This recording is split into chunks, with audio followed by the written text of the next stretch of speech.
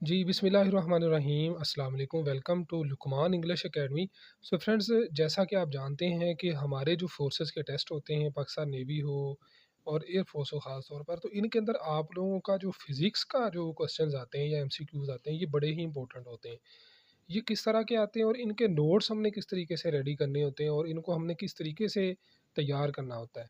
तो जो भी एमसीक्यूज़ आते हैं उसके पीछे एक लॉजिक होती है, पीछे उसकी एक पूरी एक तरतीब होती है जिसको समझना बहुत ज़रूरी है।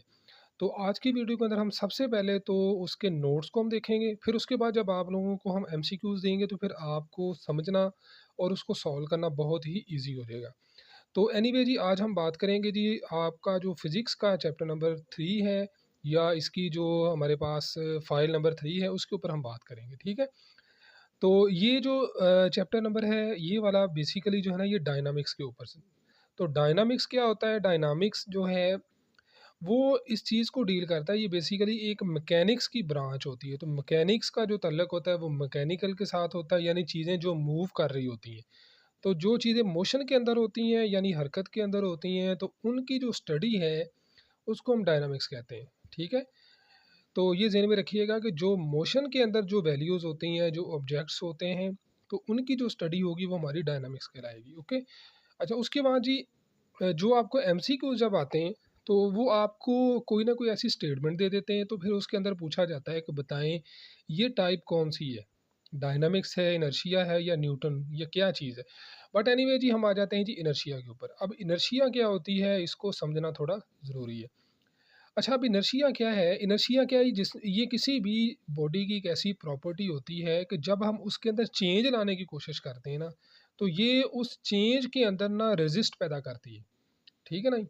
मिसाल के तौर पर मैं आपको समझाता हूँ कि मैंने एक बॉल को ऐसे मारा, ठीक है ना? या बॉल को मैंने ऐसे हिट किया तो बॉल चलती जा रही है।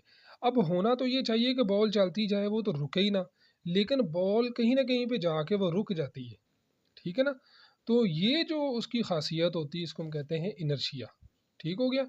और दूसरी बात ये है कि जो न्यूटन का फर्स्ट लॉ है, ये आपने ज़हन में रखना है, ये बड़ा ही इम्पोर्टेंट आपका एमसीक्यूज़ है कि जो Newton's first law of motion है, इसको Newton first law of inertia भी हम कहते हैं, ठीक है? इनर्शिया की आपको समझ आ गई है? क्योंकि जब हमने एमसीक्यूज़ करने हैं तो फिर उसके लिए इन चीज़ों को समझना बड़ा ज़रूरी है। जब आप चीज़ों को समझ लेंगे तो फिर एमसीक्यूज़ सॉल्व करना आपके लिए कोई मुश्किल नहीं होगा।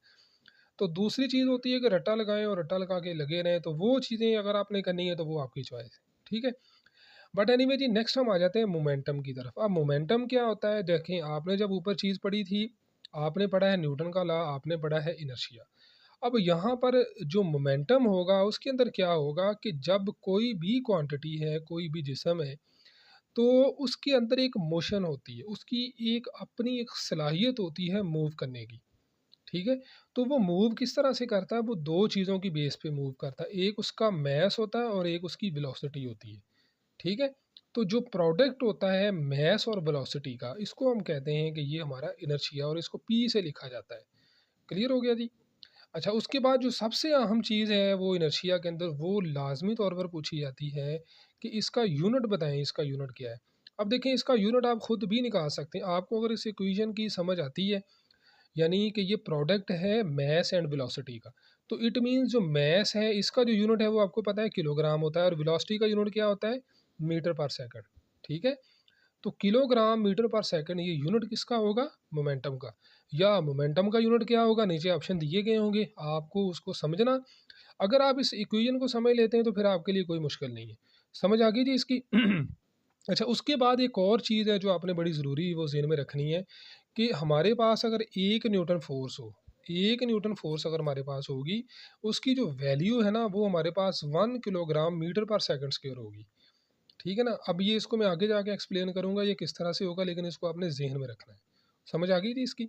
अच्छा, अभी हम आ जाते हैं जी कि आपकी जो हमने बात की थी इनर्शिया के ऊपर, आपको याद होगा। तो इनर्शिया पे हमने बात की थी कि जब जिस्म के ऊपर हम कोई फ़ोर्स लगाते हैं तो एक ऐसी फ़ोर्स होती है जो उसको रेज़िस्ट भी करती है। तो वो जो फ़ोर्स होती है उसको हम कहते हैं फ्रिक्शन। ठीक है? इसको उर्दू में रगड़ कहा जाता है। यानी कि अब होता क्या है कि जब जिस्म कोई भी आपके पास है, कोई भी बॉडी है, जब वो मूवमेंट की हालत में होती है, मोशन की हालत में होती है, तो एक ऐसी फ़ोर्स होती है जो उसको अपोज़ करती है, उसकी मुखालफत करती है, यानी उसको अगर जिस्म जो है ना वो आपका मोशन के अंदर है तो उसको रोकने की कोशिश करती है, तो इसको हम कहते हैं फ्रिक्शन। ठीक हो गया? ये भी एक फ़ोर्स होती है, ज़हन में रखिएगा। आपसे पेपर में क्वेश्चन आ सकता है कि जो मोशन जो फ्रिक्शन है ये क्या है? ये मोशन है, ये एक मूविंग बॉडी है या एक फ़ोर्स है, ठीक है? तो वो ज़हन में रखिएगा, जब हम इस पे एमसीक्यूज़ करेंगे तो फिर आपको समझ आ जाएगी। अच्छा, उसके बाद आ जाता है 2 तरह की हमारे पास फ़ोर्सेस होती हैं। जैसे न्यूटन के लॉ हैं 3, तो इसी तरह से 2 फ़ोर्सेस भी होती हैं। उन फ़ोर्सेस का नाम हमने रखा है सेंट्रीपिटल फ़ोर्स, ठीक है? अब देखें, नाम से ज़ाहिर है कि एक ऐसी फ़ोर्स होगी जो सेंटर के अंदर जिस्म को रखेगी, उसको हम कहते हैं सेंट्रीपिटल फ़ोर्स। तो अब इसकी जो डेफ़िनिशन है वो क्या है कि कोई भी फ़ोर्स ऐसी जो किसी भी जिस्म को एक सर्कल के अंदर मूव कर किए रखती है, ठीक है? यानी उसकी जो मूवमेंट है उसको एक सर्कल में रखती है, उसको हम कहते हैं सेंट्रीपिटल फ़ोर्स, ठीक हो गया? उसकी अपोज़िट जो फ़ोर्स होती है हमारे पास उसको हम कहते हैं सेंट्रीफ्यूगल फ़ोर्स। सेंट्रीफ्यूगल फ़ोर्स क्या होती है कि जो उसको सेंटर से बाहर निकालने की कोशिश करती है, ठीक है?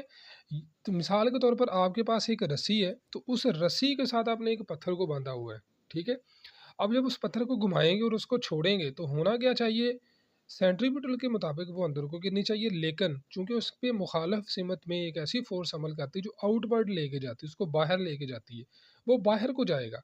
तो ये दोनों फ़ोर्सेस के अंदर जो मेन डिफ़रेंस है वो ये है कि सेंट्रीफ्यूगल फ़ोर्स आउटवर्ड होगी और सेंट्रीपिटल फ़ोर्स जो होती है वो आपको जिस्म को, किसी भी जिस्म को वो जो सर्कल है उसके अंदर वो मूवमेंट करवाती है। तो इसकी आपको समझ आ गई दोनों चीज़ों की? अच्छा, उसके बाद है जी हम ये एक्सरसाइज़ करेंगे जी, इस एक्सरसाइज़ का तल्लक भी ऊपर वाली ही चीज़ों के साथ होगा। तो इसको किस तरीके से करना है वो मैं थोड़ा आपको आगे